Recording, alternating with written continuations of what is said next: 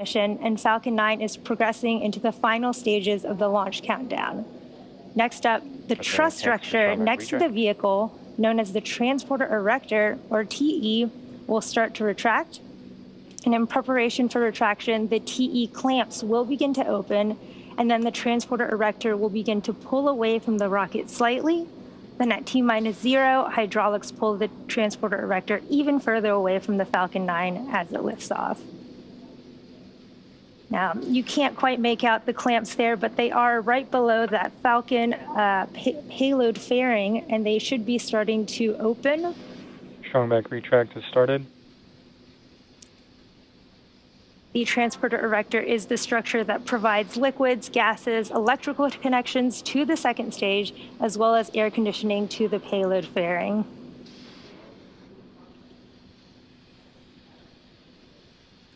At this point in the countdown, both the first and second stages are nearly fully loaded with 1 million pounds of kerosene fuel and liquid oxygen, or LOX. And those white clouds that you see around Falcon 9 are created when our propellant oxidizer, and that super chilled liquid oxygen, comes in contact with the warm, humid air in Florida. Both the first and second stages should finish loading propellant about a minute apart from one another, with the first stage finishing up at about T-3 minutes here in about 30 seconds. And then the second stage should finish at about T-2 minutes, which is about a minute after that. At T-60 seconds, Falcon 9 will be in startup, and this means that the rocket's autonomous internal flight computers will have taken over the launch countdown, and just inside of T-2 seconds, we light the Merlin 1D engines and we're set for liftoff. Stage 1 LOX load has closed out. You heard the call out that we did just finish the Stage 1 LOX load. And again, Stage 2 will be finishing up in just about a minute. Final total bleed verification. The Starlink payload continues to be healthy, and the Falcon 9 team is tracking no issues on the rocket. Weather is still looking favorable, and the range is green for launch. Here at just about T-2 minutes and 36 seconds, let's listen in to the terminal countdown.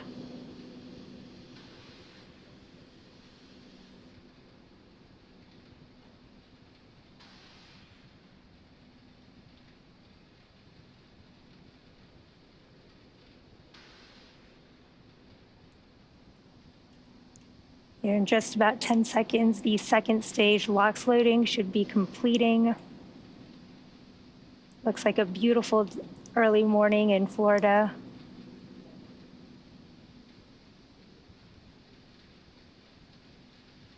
Stage 2 LOX load has closed out. Stage 2 LOX loading is now complete. We are fully loaded with propellant on our Falcon 9 first and second stages. And you may have seen those little puffs of white clouds venting from our transporter erector LOX line. This is expected and normal. Again, at T-1 minute here, coming up in 30 seconds, Falcon 9 will be in startup. This means that Falcon 9's internal flight computers will take over the countdown, and our first and second stages will begin pressurizing for launch. Gas closeouts has started. A few seconds after that, you will hear the launch director give our final go for launch, and then we'll be set for liftoff.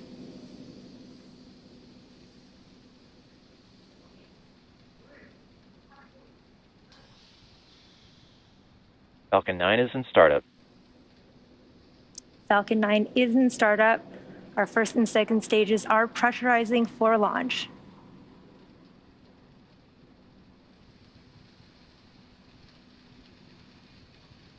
Go for launch. Our launch director has given that final go for launch. All systems are go. Let's listen into the terminal count and watch as Falcon 9 takes our 53 Starlink satellites into orbit. T-minus 30 seconds.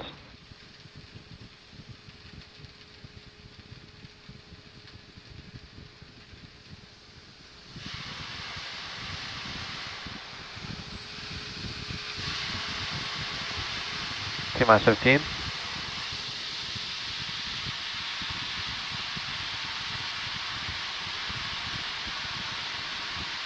5, 4, 3, 2, 1. Liftoff.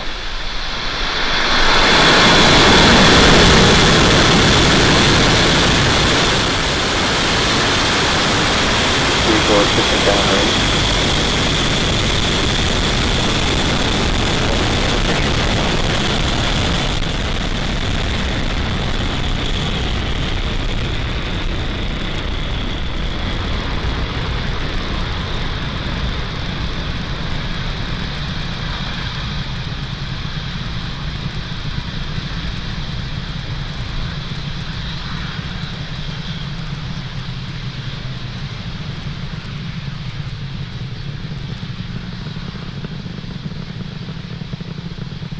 Power range telemetry nominal. What beautiful views from Falcon 9 first as it lifts off from Cape Canaveral Launch Complex 40 at Cape Canaveral Space Falcon is Force Station. supersonic. We are carrying our 53 Starlink satellites to orbit. Moments ago, we throttled our engines down in preparation for max Q, or maximum aerodynamic pressure, which we should be passing through in just a few moments. XQ. We did just pass through max Q, and we will have 3 events happening in quick succession in just a few minutes, which first we will have main engine cutoff, followed by stage separation, and second engine startup 1. So first main engine cutoff, or MECO, is where all 9 of the Merlin 1D engines that you can currently see firing will shut off to slow the vehicle down in preparation for stage separation. And this is where the first and second stages will separate, with the first stage starting to make its way back down to Earth for landing, while second stage continues on its journey to this third event, which is second engine startup 1. And this is where the single MVAC engine on the second stage will light up, and this propels the MVAC, propels the second stage along with our Starlink satellites to their targeted orbit. We're about 30 seconds from main engine cutoff here. You'll want to watch for main engine cutoff, stage separation, and SES1. They'll happen just a few seconds apart from one another.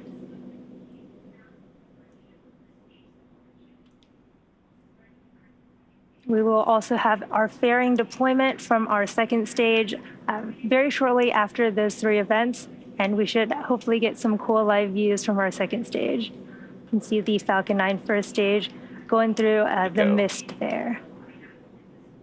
Stage separation confirmed. We did have main engine cutoff and stage separation. You can see second engine startup. We did have MVAC ignition, that is second engine startup. On those live views from the second stage on your right, you can see the first stages for... Fairing separation confirmed. Fairing has also separated on our second stage. You can see our 53 Starlink satellites there. And there on your left, the first stages, 4 hypersonic Griffins have deployed. And again, we did have that successful fairing separation, and fairing, SpaceX has now reflown Falcon fairing halves since November of 2019. And again, this was our 3rd flight for one of those fairing halves and 2nd flight for the other half. We'll be attempting to recover those fairing halves again today using our recovery vessel Finn. The stage 2 is heading towards its targeted drop-off orbit for our Starlink satellites, and stage 1 will execute 2 burns in order to make its way back down to Earth. The first is the entry burn, where 3 of the M1D engines Acquisition of signal, Bermuda. reignite, and this helps slow the stage down as it re-enters the upper part of the Earth's atmosphere. The second burn is the landing burn, and this is a single engine burn that brings the vehicle speed down rapidly in order to land on the drone ship. You can see those beautiful views from the first and second stages. Those little puffs of white gas you see on the first stage are nitrogen gas from our attitude control system. And the second stage MVAC engine is continuing its burn, carrying our 53 Starlink satellites. If you're just catching up with us, we had a successful launch of Falcon 9 from Cape Canaveral Space Force Station, Slick 40, and you're looking at live views of Falcon 9's first and second stages, as second stage is on its way to deliver our Starlink payload to orbit, and stage 1 is making its way back to our drone ship. Just read the instructions in the Atlantic Ocean. Now, the Merlins on the first stage, Both vehicles are following nominal trajectories. both vehicles are on nominal trajectories, as you just heard. And again, the 9 Merlins on the first stage are optimized for sea level. So this means they achieve 190,000 pounds of thrust during ascent and descent. And the MVAC engine on the second stage, by contrast, is optimized for vacuum, and it produces 220,500 pounds of thrust in vacuum. You can see the first stage live views of the hypersonic grid fins, and they are positioned near the top of the first stage. And they're used for steering as the first stage makes its way back down to Earth. And again, these grid fins, you can see them moving around. They do help to orient the rocket during re-entry and guide the rocket during descent.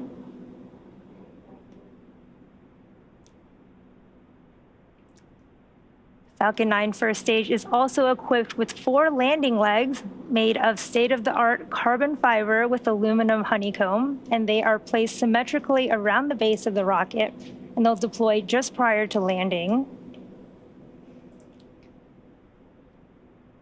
In just about 20 seconds here, we'll be coming up on our stage 1 entry burn.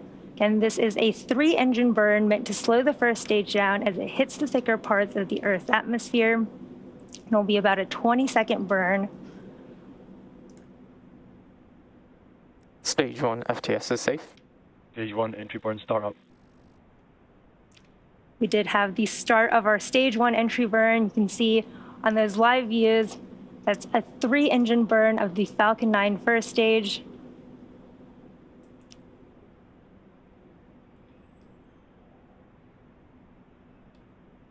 Both vehicles are following nominal trajectories. Stage 1 entry burn shutdown. We did have a successful stage 1 entry burn. And stage 2 is continuing to look good with our Starlink payload. For those of you who follow along, you'll know about the soot on the rocket indicates that it's been flown before. And here's a quick explanation of how that soot forms. So the rocket-grade kerosene, or RP1, used to fuel a Falcon 9 is carbon-based. So when this fuel burns, it generates soot. Now, as the booster approaches the landing site during descent and does its long re-entry burn, which it just did, to slow down prior to re-entering the atmosphere, the rocket will actually fly through its own plume, which deposits the soot onto the rocket. And if you watch the feed from the onboard cameras during landing, you can see that soot sticking on the lens. So we will have 3 events coming up here in quick succession. The stage 1 landing burn, which will be starting here shortly and last about 20 seconds. Vehicle is in terminal guidance. Stage 1 landing burn startup. Here's the stage 1 landing burn. Can maybe just make out that drone ship in the Atlantic Ocean there. What a cool view. Stage 1 landing leg deploy.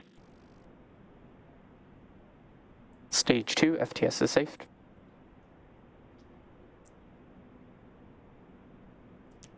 We did get confirmation that stage 2 flight termination system has saved, and we should have second engine cutoff here very shortly. MECO 1. We did have second engine cutoff here, and we are waiting on confirmation of a good orbit from our second stage. We did have a good burn and a good orbit. We are still waiting for confirmation of our first stage landing, but we will see if we can't get some information on that. But we do have a successful orbit and second engine cutoff for our second stage. And we did just get confirmation of our stage 1 landing. Of signal, Newfoundland. This is the 87th overall successful recovery of our Falcon 9 first stage. And next up will be payload deployment at about T plus 15 minutes and a half, 15 and a half minutes. So while we coast for the next 6 minutes or so, sit back and enjoy the tunes, and we'll see you soon.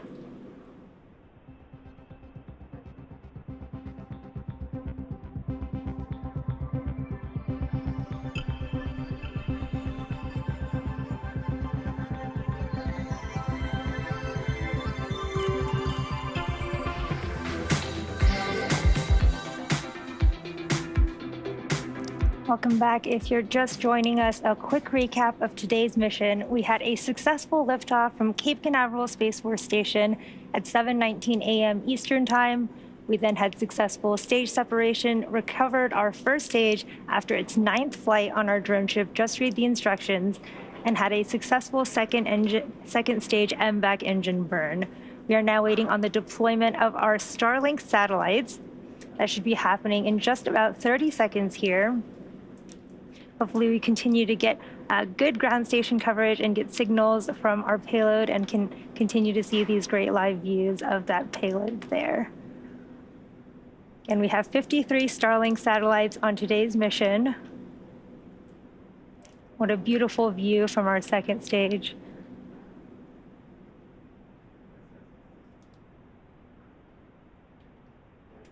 Again, Starlink is a satellite internet constellation designed and Starlink deploy confirmed.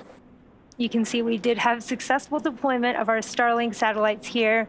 And again, Starlink is a satellite internet constellation designed and manufactured by SpaceX that can provide high-speed, low-latency internet to people living in remote and rural locations all around the globe. You can see our 53 Starlink satellites floating away from the second stage there with the beautiful backdrop of the Earth in the background. And with that, the addition of these satellites, we've launched nearly 2,000 Starlinks to orbit to date. And with that, that brings today's webcast to a close. Thank you to the Range and Federal Aviation Administration for supporting today's mission. And of course, thank you to all of our viewers and all of our Starlink customers who are using our service at this time. If you're interested in signing up for Starlink service, head over to starlink.com. As always, thanks for watching and see you next time.